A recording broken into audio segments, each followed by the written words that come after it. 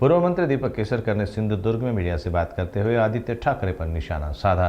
उन्होंने कहा कि इस उम्र में आदित्य ठाकरे के पास कोई सामान्य ज्ञान नहीं है। साथ ही केसरकर ने मंत्री पद नहीं मिलने पर अपनी प्रतिक्रिया दी। उन्होंने कहा, शायद मैं मंत्री से भी ऊंचे पद पर जा सकता हूं। देवाची सातत्याने माझ्यावर कृपा राहिलेली आहे आणि त्याच्यामुळे मी काल आलो दुपारी सिंधुदुर्गमध्ये आणि सिंधुदुर्ग जिल्ह्याच्या पर्यटनाच्या विकासाच्या आराखड्याच्या संदर्भात काही DPR बनवण्याची कामं ही तातडीने हाती घेतलेली आहेत की जेणेकरून पर्यटनाची सुरुवात ही मोठ्या प्रमाणात सिंधुदुर्गमध्ये झाली पाहिजे आणि माझी खात्री आहे की येत्या 2-3 दिवसामध्ये आम्ही हे काम पूर्ण करू आणि एक चांगला निधी हा सिंधुदुर्ग जिल्ह्याला उपलब्ध होऊ शकेल।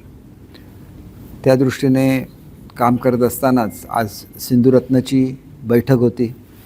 2 तारीखला मी ब्राझीलला जातो आहे। ब्राझील देशाने काजूमध्ये खूप काम केलेलं आहे। काजूचा जो रस असतो, या रसाचा जो एक काजूला विशिष्ट वास असतो रसाला, हा दूर करण्यामध्ये त्यांना यश आलेलं आहे। त्याच्यामुळे काजूपासून बिअरसुद्धा बनते तिथं, काजूपासून वाईन बनते, काजूपासून कोका कोलासारखं फेसाळणारं पेय बनतं। खरं तर मी ज्यावेळेला चांदा ते बांधाचा अध्यक्ष होतो त्यावेळेला 2 कोटी रुपये कोकण कृषी विद्यापीठाला दिलेलं होतं आणि त्यांनीसुद्धा फेसाळणारं पेय हे तयार केलेलं आहे, परंतु त्याला मिल्की कलर असतो, म्हणजे दुधासारखा रंग असतो आणि इथं त्यांनी जे तयार केलं ते पूर्णपणे ट्रान्सपरंट असतं। पण एवढंच त्याचं वैशिष्ट्य नाही। आम्ही आता काय करतो आहे की